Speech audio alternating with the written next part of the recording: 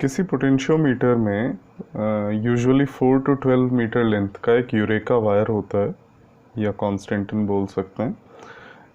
ये wire eureka का इसलिए लिया जाता है क्योंकि यूरेका का टेम्परेचर कोएफिशिएंट ऑफ रेजिस्टिविटी बहुत लो है, तो टेम्परेचर बढ़ने के साथ उसके रेजिस्टेंस में कोई सिग्निफिकेंट चेंज नहीं आता, उस चेंज को इग्नोर किया जा सकता है। ये वायर का टर्मिनल ए है, ये टर्मिनल बी है। हमने प्राइमरी सर्किट फॉर्म करने के लिए, ये वायर इस फॉर्म में था, कंप्लीट वायर ए से बी तक। हमने प्राइमरी सर्किट बनाने के लिए क्या किया है, वायर के टर्मिनल ए को बैटरी के पॉजिटिव टर्मिनल से कनेक्ट किया है यूजिंग अ की एंड रियोस्टेट। रियोस्टेट इसलिए कनेक्ट किया गया है ताकि हम करंट को कंट्रोल कर सकें। अब सेकेंडरी सर्किट कॉन्स्टिट्यूट करने के लिए हमने क्या किया, वायर के टर्मिनल ए को एक प्राइमरी सेल जिसका ईएमएफ ई है उसके पॉजिटिव टर्मिनल से कनेक्ट किया। सेल के साथ सीरीज में है एक गैल्वेनोमीटर और हाई रेजिस्टेंस से कनेक्टेड है एक जॉकी जो इस वायर पर, पोटेंशियोमीटर वायर पर स्लाइड कर सकता है। इस हाई रेजिस्टेंस का रोल है कि ये सिर्फ गैल्वेनोमीटर को प्रोटेक्ट करने के लिए है कि उससे ज़्यादा करंट जाएगा तो वो डैमेज हो सकता है। तो इस डायग्राम को थोड़ा इजी बनाने के लिए हमने क्या किया है, जो वायर था ये इस तरह के स्ट्रक्चर में था, फॉर्म में था, हमने इसको स्ट्रेट ड्रॉ कर लिया ए से बी तक। टर्मिनल ए से बैटरी का पॉजिटिव टर्मिनल, की, देन रियोस्टेट। अब बैटरी का नेगेटिव टर्मिनल इवेंचुअली किससे कनेक्टेड है, वायर के एंड बी से। यहाँ ये प्राइमरी सर्किट हो गया है। इसकी वजह से, बैटरी की वजह से सर्किट में, प्राइमरी सर्किट में एक स्टेडी करंट आई एस्टेब्लिश हो गया है। सेकेंडरी सर्किट कॉन्स्टिट्यूट कर रहा है एक सेल, प्राइमरी सेल जिसका ईएमएफ ई है, गैल्वेनोमीटर लगा हुआ है, हाई रेजिस्टेंस लगा हुआ है और ये जॉकी है, ये स्लाइड कर सकता है। अब सिचुएशन क्या होती है, देखिए हम एक एग्जांपल ले सकते हैं। लेट्स से यहाँ दो सेल्स हैं हमारे पास, हमने इस तरह से लगाया और यहाँ एक गैल्वेनोमीटर कनेक्टेड है।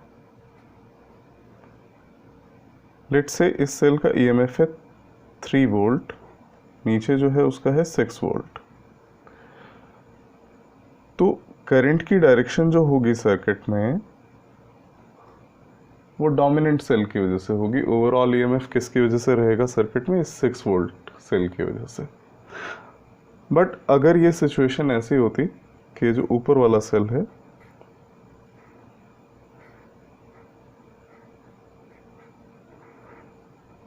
ये गैल्वेनोमीटर लगा हुआ है, ये से 9 वोल्ट होता, नीचे वाला 6 वोल्ट है।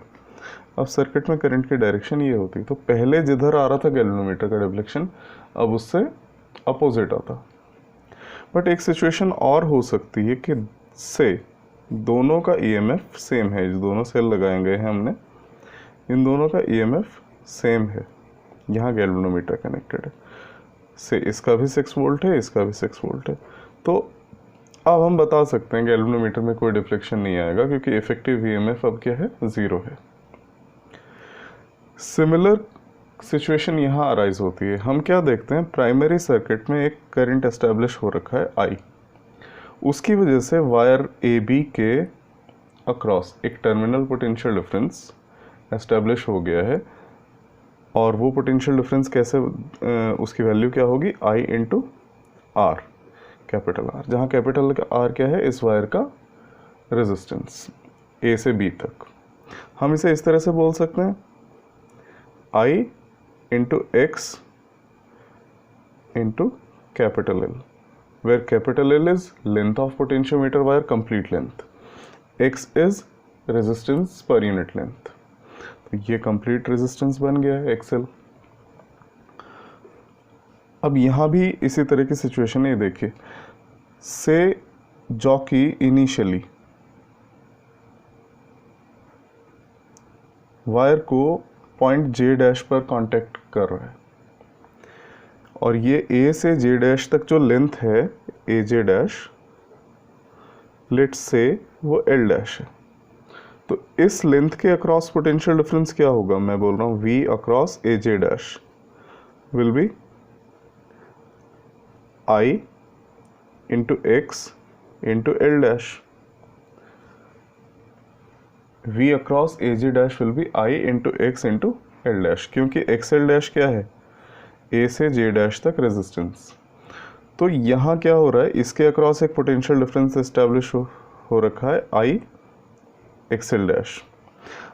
अगर ये जो पोटेंशियल डिफरेंस है ए जे डैश के अक्रॉस, ये सेल के ईएमएफ से कम हुआ, तो सेकेंडरी सर्किट में करंट का जो फ्लो होगा वो गाइड होगा इस सेल के ईएमएफ से, मतलब एक पर्टिकुलर डायरेक्शन में गैल्वेनोमीटर डिफ्लेक्शन शो करेगा।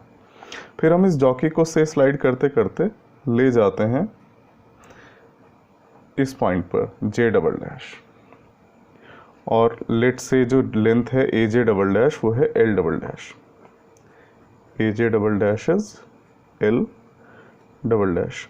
तो हम क्या बोलेंगे, potential across A J double dash is I x L double dash.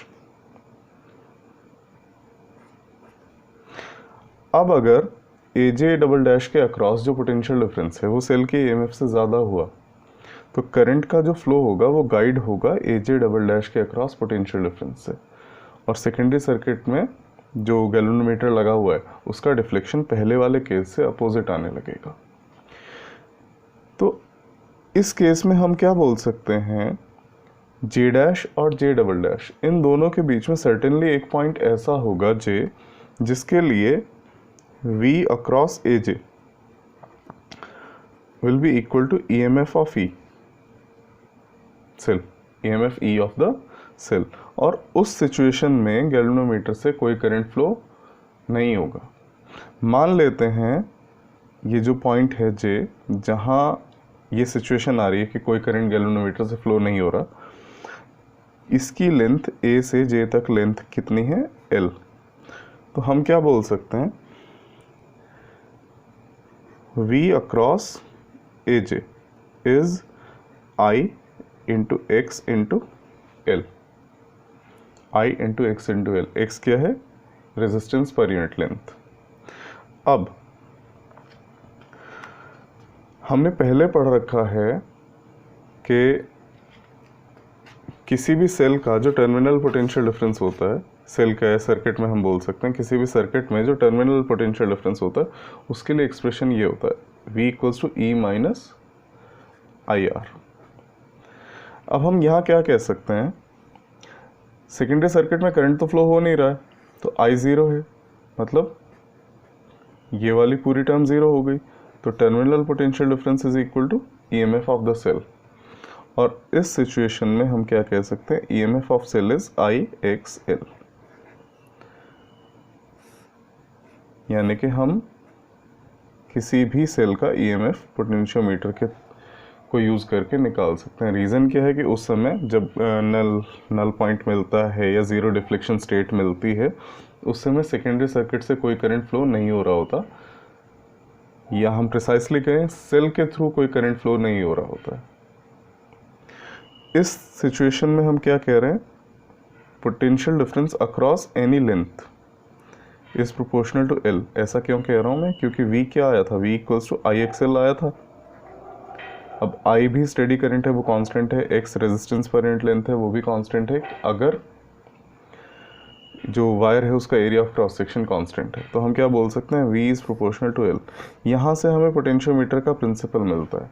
Principal of potentiometer is if a steady current flows through a potentiometer wire of uniform cross section, then potential difference across any segment of potentiometer wire is directly proportional to its length।